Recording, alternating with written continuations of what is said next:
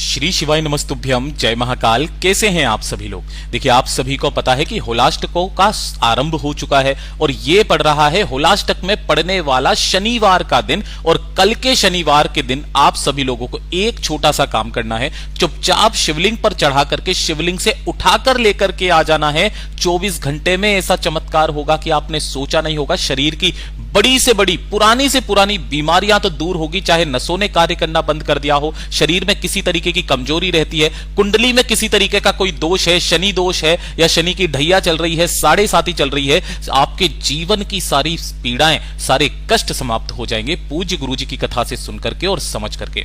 पूरे उपाय को बहुत आसान भाषा में आपको बताऊंगा, परंतु उससे पहले आप सबसे एक छोटी सी प्रार्थना है कि जो लोग पहली बार आए हैं चैनल को सब्सक्राइब जरूर कीजिएगा और वीडियो को लाइक करके देवादिदेव महादेव का कोई सा भी प्यारा नाम कमेंट बॉक्स में लिखना मत भूलिएगा। इस पूरे वीडियो में हम 3 महा उपायों के बारे में बात करेंगे जो कि आपको इस शनिवार के दिन करने हैं, तो ध्यान से सुनना और समझना। सबसे पहले बात करते हैं हमारे पहले वाले उपाय की। देखिए, पहला वाला जो उपाय है ना, किन लोगों को करना है। गुरुदेव ने कहा कि अगर आपके परिवार में किसी भी व्यक्ति विशेष को कोई ऐसी बीमारी है, काफी लंबे समय से चली हुई आ रही है, कोई पुराना रोग है जो समाप्त होने का नाम नहीं ले रहा है ना, चाहे किसी भी तरीके की शरीर में शारीरिक कष्ट परेशानियां हो। साथ ही साथ गुरुदेव ने कहा कि अगर उस व्यक्ति को इस तरीके की प्रॉब्लम है कि नसों ने कार्य करना बिल्कुल ही बंद कर दिया है, जब नस कार्य नहीं करती है, शरीर में कमजोरी सी रहने लगती है, तो गुरुदेव ने एक सबसे अचूक उपाय के बारे में बताया जो शनिवार के दिन किया जाता है। उस व्यक्ति विशेष को खुद को यह उपाय करना है, उसके परिवार का कोई और सदस्य नहीं कर सकता। क्या करना है, मात्र एक सुंदर सी बेलपत्र लेनी है जो कहीं से भी खंडित कटी फटी ना हो, इस चीज का ध्यान रखना। और नीचे की डंडी जरूर होनी चाहिए। काफी सारे लोग जब समर्पित करते हैं ना तो नीचे की डंडी तोड़ देते हैं। डंडी तोड़नी नहीं चाहिए। गुरुदेव ने कई बार बताया ये वाली जो डूट होता है ना, यहां पे ये गणमान्य का स्थान होता है। तो एक आपको लेनी है बेलपत्र, उसी के साथ में आपको लेना होगा 1 लोटा शुद्ध जल अपने घर का तांबे के कलश में। ठीक है, तांबे का कलश ना हो आप दूसरा कलश ले सकते हैं। और साथ ही साथ आपको लेना होगा मात्र थोड़ा सा शहद। शहद के बारे में गुरुदेव ने बताया था कि ये जो शहद होता है ये उन सभी समस्याओं का काट करता है जो आपके शरीर में पड़ रही है। ठीक है, इन तीनों चीजों को लेकर आपको महादेव के मंदिर में जाना है, शिवलिंग के पास।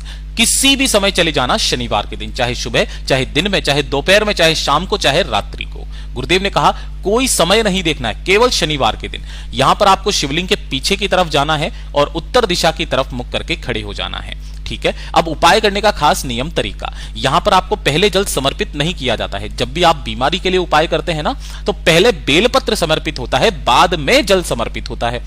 बेलपत्र को किस तरीके से समर्पित करना है, आपने जो ये बेलपत्र लिया है इसकी तीनों पत्तियों पर चिकने हिस्से की तरफ आपको क्या करना है, अच्छे से शहद लगाना है।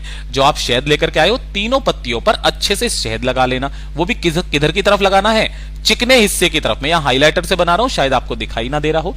इस तरीके से शहद लगाना और इसे भोलेनाथ की शिवलिंग पर समर्पित करना है आपको। बिल्कुल शीर्ष पर पहले अपना नाम बोलेंगे, फिर गोत्र बोलेंगे और काशी विश्वनाथ महादेव का स्मरण करते हुए इस बेलपत्र को ऐसे समर्पित करना कि डंडी जलाधारी की तरफ होगी और बीच वाली पत्ती का भाग आपकी तरफ होगा। उसके बाद दोनों हाथों में आपको उस कलश को लेना है ना, और श्री शिवाय नमस्तुभ्यम मंत्र का स्मरण करते हुए काशी विश्वनाथ महादेव के नाम से ही, मैं यहां नाम लिख देता हूं, काशी विश्वनाथ, है ना, ये 12 ज्योतिर्लिंगों में से एक ज्योतिर्लिंग है ना। काशी विश्वनाथ महादेव के नाम से आपको जल समर्पित कर देना है। अब आपको करना क्या है, जो भी जल जलाधारी से बहकर नीचे की तरफ आए, उस थोड़े से जल को आपको उसी कलश में एकत्रित करना है, रोकना है, बाबा से निवेदन और कामना करके कि मेरी सारी बीमारियां खत्म हो जाए। इस जल को साथ ही साथ इस बेलपत्र को उठाकर अपने घर पर लेकर के आ जाना है। और शनिवार के दिन रात्रि के जैसे ही 12 बजे, है ना, रात्रि के 12 बजे आपको करना क्या है, अपने घर पर जो बेलपत्र आप लेकर के आए हो ना, इस बेलपत्र पर लगे हुए शहद को अपने भगवान के सामने, मतलब जो मंदिर है उसके सामने खड़े होकर आपको पहले तो क्या करना है, जो शहद उसके ऊपर लगा हुआ है उस शहद को चाट लेना है और उसके 15 मिनट के पश्चात आपको उस बेलपत्र को खा लेना है। बेलपत्र को खाने के पश्चात जो जल आप लेकर के आए थे उस जल का आचमन करके सो जाना। गुरुदेव ने कहा 2 से 3 शनिवार करके देख लो, आपके शरीर में, स्वास्थ्य में सुधार आने लगेगा। पूज्य गुरु जी का बहुत अद्भुत और अचूक उपाय है। जरूर कीजिएगा। और ये दूसरे जो नंबर का उपाय है ना, ये मैं शनिवार के दिन का सबसे अचूक उपाय मानता हूं, जो आपके जीवन की सारी परेशानियां खत्म करता है। कौन कौन सी? गुरुदेव ने कहा धन नहीं आ रहा, पैसे को लेकर के समस्याएं हैं, कर्ज चुकता नहीं हो रहा है, घर में बिल्कुल भी सुख नहीं है, बिल्कुल शांति नहीं है, लड़ाई झगड़े क्लेश बहुत ज्यादा होते हैं, व्यापार आपका ठप चल रहा है, दुकान नहीं चल रही है, नौकरी नहीं लग रही है, कोई कामना है आपकी, कोई हृदय की बात है जो महादेव तक नहीं पहुंच रही है। गुरुदेव ने तो यहां तक कहा कि अगर कोई कुंवारी स्त्री अपने मनचाहे वर या वधु की कामना के लिए कोई व्यक्ति करता है, कोई स्त्री या कोई पुरुष करता है, तो उसकी वो कामना भी पूरी होती है। इसके लिए आपको मात्र 1 लोटा शुद्ध जल चाहिए तांबे के कलश में, ठीक है। और अलग से 1 लोटा आपको लेना है, वो किसका होगा? स्टील का लोटा। इस चीज का ध्यान रखना, किसका? स्टील का कलश अलग से लेना है। 1 लोटा तो जल का तांबे का ले लेना, 1 स्टील का कलश लेना। इसके अंदर आपको 3 चीजें डालनी है। सबसे पहले आपको डालने 11 चावल के दाने, जो कैसे होना चाहिए? अक्षत होने चाहिए, पूर्ण होने चाहिए, टूटा हुआ चावल का दाना ना हो, इस चीज का ध्यान रखना। दूसरे नंबर पर आपको लेना होगा दूध। जो दूध होगा ये किसका होगा? गाय का दूध, और वो भी किस तरीके का? कच्चा दूध, जिसे एक भी बार गर्म नहीं किया जाता है, ऐसा दूध कच्चा दूध कहलाता है, ठीक है ना। तो थोड़ा सा कच्चा दूध लेना, और साथ ही साथ आपको लेना होगा 1 लाल फूल। यहां पर आपको गुलाबी दिख रहा होगा, आपको लाल फूल ले लेना है, चाहे कमल का ले लो, गुलाब का ले लो, जो मिल जाए वो ले लेना। ये जो 11 चावल के दाने, दूध और लाल फूल है, इन्हें आपको स्टील वाले कलश के अंदर डालना है। और अगर दूध प्रचुर मात्रा में है तो पूरा भर लीजिए, नहीं है तो थोड़ा सा जो दूध भरा है आपने, उसके बाद में इसके अंदर जल से इसे पूरा जरूर भर लेना, खाली नहीं रखना है।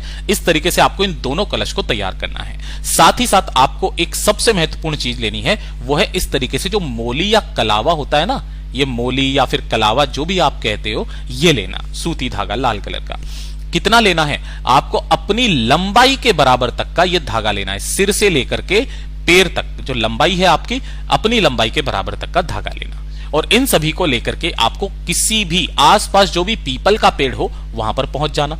यहां पर जाओ तो सबसे पहले एक गाय के घी का गोलबाती का दीपक अगर लगा सको तो लगा देना, पिपलेश्वर महादेव के नाम से। पिपलेश्वर महादेव के नाम से दीपक जलाने का सबसे बड़ा पुण्य होता है, आपके सारे व्रतों का फल आपको निश्चित रूप से मिलता है।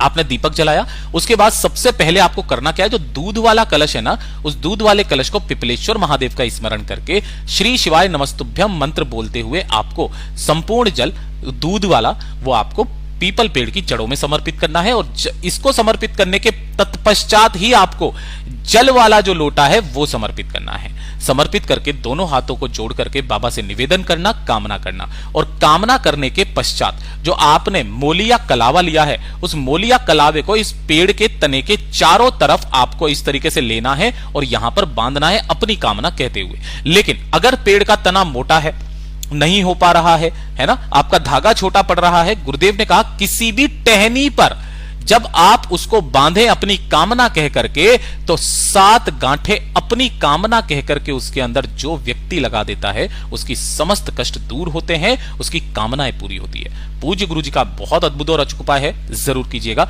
और ये तीसरे नंबर का उपाय सबसे खास और विशेष कब के लिए? जब आपका दुर्भाग्य आपका पीछा नहीं छोड़ रहा होता है, किस्मत आपकी बिल्कुल साथ ना दे। गुरुदेव ने कहा कार्यों में आपको असफलता मिल रही है, किसी भी कार्य को सफल नहीं कर पा रहे हो, कोई किसी भी तरीके का कोई दोष है आपकी कुंडली में, किसी तरीके का कोई दोष, जैसे कोई शनि दोष आ गया है ना, या शनि की ढैया चल रही है, या फिर 7.5 चल रही है, तो जितने भी दोष हैं आपकी कुंडली के वो सारे समाप्त होते हैं।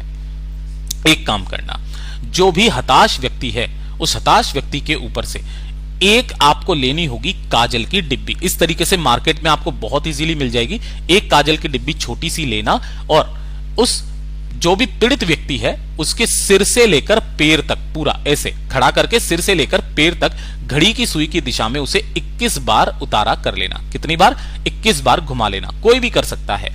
21 बार घुमाकर इसे लेकर के जाना किसी भी पीपल के पेड़ के पास। कहां जाओगे? पीपल के पेड़ के पास में वहां पर एक छोटा सा गड्ढा खोदना।